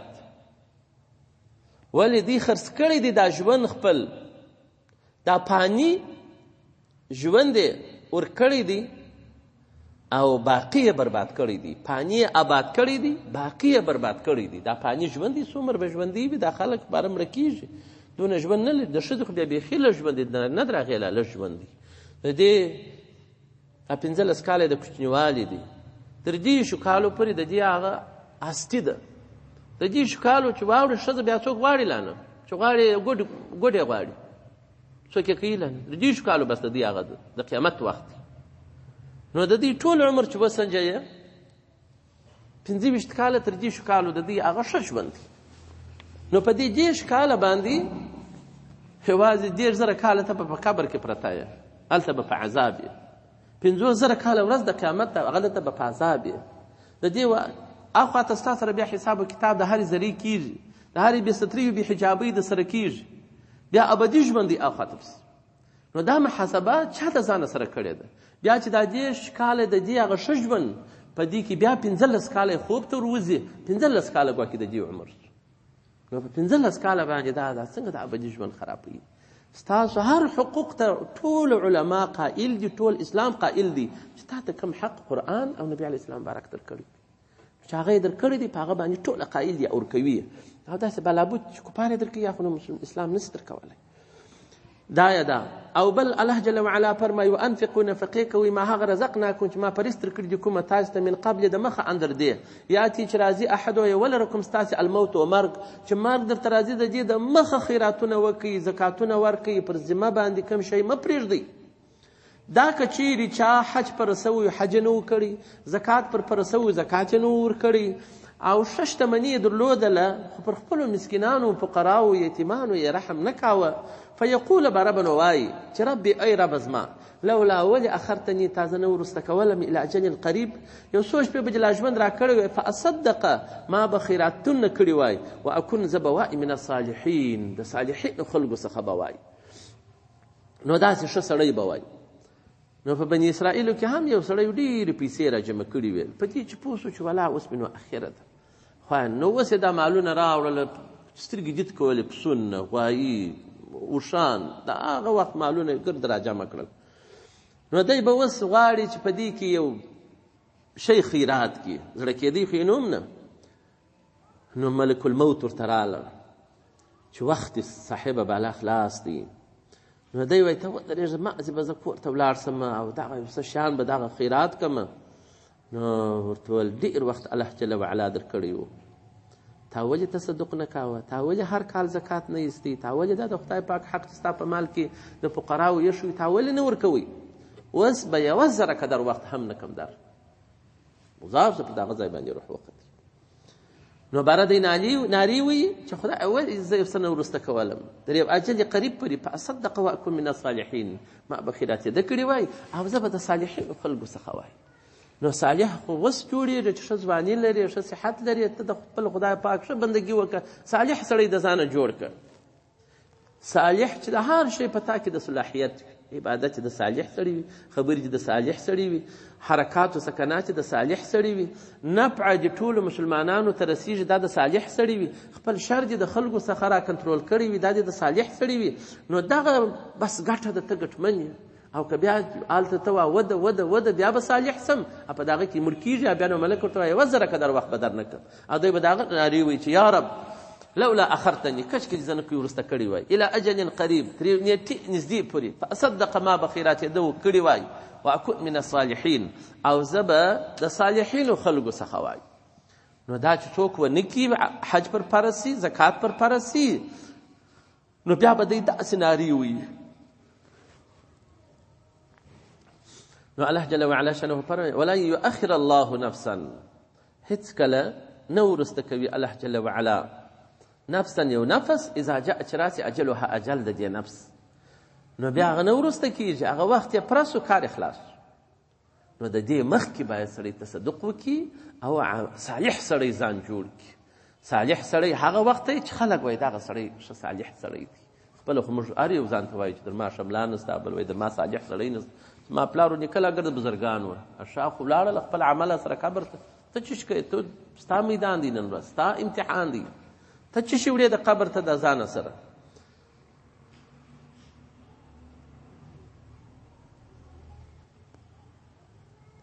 لها ما کسبت وعلیکم ما اکتسبت، خپل کسب عمل یې کړی، تاسو لره بیا خپل عمل دی. نو بیا چې اجل راسي د یو نفس بیا هیڅ کله تأخر نه قبلوي. والله الله جل جلاله خبیر شتره خبردار دی بما په هغه اعمالو سره تعلمون، خبیر بما تعلمون دی اول تعملون دی اول دلته غلط کلام ده. الله جل وعلا شتر عالم دی بما په هغه اعمالو سره تعملون چې تاسې عمل کوئ.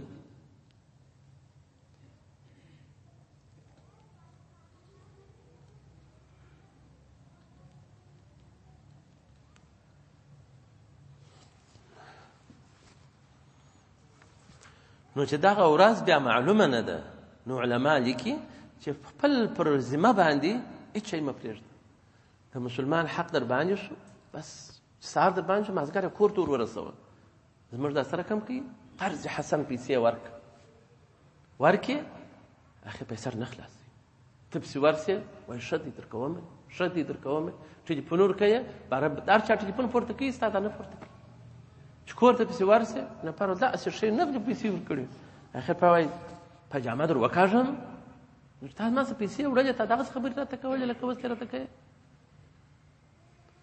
نو جزا د احسان خو احسان وي نو دا سړي د آخرت دعا مې د زړه څه وتلی پیسې هم لري نن راسه سبا راسه نن راسه سبا راسه خپل خلکو ته دا ناکي دروغان وایي چې پور در باندې سو مازګر کې باید ته شپه پر تا رانیسي ته د خپل پور ادا کړې ولې ته په خپل ژوند باوري نه یې نبي علیه السلام مبارک صلی الله علیه وسلم هغه چا چې مسلمان به و د ده به جنازه به ورکوله پوښتنه به یې کول پور خو به نه و پر باندې چې به پور پر باندې و د جنازې لمنځ یې نه ورکوي نو دا کوچنی مسؤلیت دی چې تا ته د خدای رسول لمونځ د جنازې نه درکوي چې پر تا پور باندې او چې زنډوې ته چې داسې ښه کار کوم خپل پیسې ډېرول نو زموږ دغسې خلک دي چې پور ورکړې مګر بیا بیا د سرت په خوږ ځنې اخلي موږ یو استاد خدای پاک دې وبخښي مادجن اخوندزاده هغه به ویل چاته چې پیسې ورکوې په قرض بس چې هر څومره خیرات یې په خیرات کې واخله الله بیا سره خرابېږي زموږ خلک بیا د دې نه دي چې تا ته بیا په خپل ښه طبیعت باندې پیسې درکړي اوله ورځ به نوکې خوابدي سي چې وایي پیسې راکانې لرم نوکې خوابدي کېږي مګر دا چې بیا سبا په جنګ سره اخته یاست تا خو در هغه لا خرابه کیسه شوله او خامخا چې هر چا ته پور ورکړي بره به جنګ ورسره کوي دغسې پور نه درکوي بیا نو دغه سړی خو د عذاب څخه دغه نارې وي چې خدای پاکه ما بیرته دنیا ته رجعت راکړې په وخت کې د مرګ چې زه ښه خیراتونه دغه وکړم او کم شهدا فی سبیل الله چې دي هغه به هغه نعمتونه او کرامتونه چې وویني چې الله جل وعلا شهید ته ورکړي هغه هم وایي چې خدای پاکه پلار مې بیا بوځي چې بیا ستا په لار کې شهید سم پلار مې بیا بوځي چې ستا په لار کې شهید سم بیا شهید سم بیا شهید سم چې د ورځې پر د قیامت باندې بس زم شهیدېږم ستا په لار کې بېرته راځم هغه دون کرامتونه الله جل وعلا شهدا فی سبیل الله ته ورکړي دي هغه هم دغه خواهش کوي خو د هغو خواهش دی هغه د کرامت دی نور د عبادت او بندګۍ کې دی د الله جل وعلا او د دغه د حسرت او ندامت رجعت دی چې خدای پاکه موږ بوځه موږ به باره ښه کارونه وکړو هغه به وکړو نو دغه صورت د منافقینو چې په حق کې و دا خلاص الله جل وعلا دی قبول و مقبول وګرځوي خدای دې سبب زموږ ستاسې د دنیا او د آخرت د کامیابۍ وګرځوي او الله جل وعلا دې زموږ ستاسې مردګانو مور پلارو دوستانو اقرباو ورونو ارواحانو ته ثوابونه ور ورسوي نو سورة تغابن شروع سو